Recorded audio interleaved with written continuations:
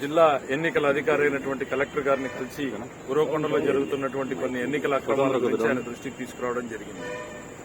ఉరవకొండ పట్టణానికి సంబంధించి ఇళ్ల పట్టాలను విశ్వేశ్వరరెడ్డి గారు తన ఇంటి దగ్గర నుంచి కూర్చుని పంపిణీ చేస్తున్నాడు.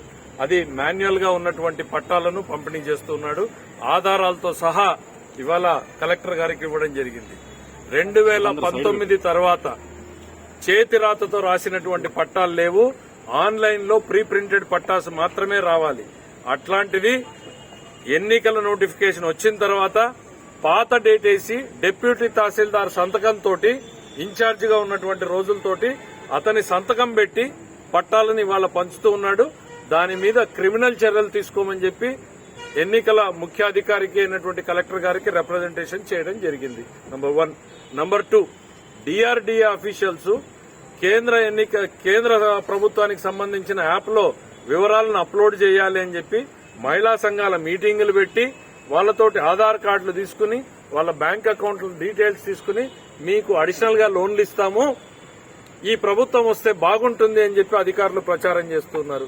దాని మీద కూడా ఇవాళ కలెక్టర్ గారి దృష్టికి తీసుకుపోవడం జరిగింది. అట్లనే ఉరవకొండలో ఏవో ఎన్నికల అక్రమాలు జరిగాయి అనేటువంటిది ఆయన ఇక్కడ అక్కడ రిగ్గింగ్లని దొంగే దొంగ అని నడిచినట్టుంది. ఎన్నికల అక్రమాలు ఎన్ని చేయాలో అన్ని చేసింది విశ్వేశ్వరరెడ్డి గారు. ఓటర్ లిస్ట్ లో ఓట్లు తొలగించాలని చెప్పి నీ దెబ్బకి 2 సీఈఓలు పోయారు. జిల్లాలో పెద్ద స్థాయి అధికారులు ఏ స్థాయికి వచ్చారో చూసావు.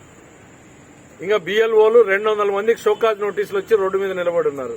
ఇప్పుడు నీ ఇళ్ల పట్టాల దెబ్బలో ఒక డిప్యూటీ తహసీల్దార్ ని సంతకం పెట్టించావు. అతని మీద ఏం క్రిమినల్ కేసులు పడతాయో ఏమో. పడకపోతే క్రిమినల్ కేసులు తీసుకునేదాకా కూడా ఎన్నికల సంఘానికి రిప్రజెంటేషన్లు ఇస్తూనే ఉంటాం. ఎన్నికలలో అన్ని అక్రమాలు చేసేది మీర్చే దొంగే దొంగ అని అరిచినట్టుగా ముందు మీరు పోయి అరుస్తుంటారు. సో ఇవన్నీ కూడా కలెక్టర్ గారి దృష్టికి తీసుకెళ్లాం. ఆయన చాలా ఓపిక్ గా విన్నారు. తప్పకుండా ఇవన్నింటినీ పరిశీలించి డెప్త్కి వెళ్లి న్యాయం చేస్తామన్నారు. We will wait and see. Thank you.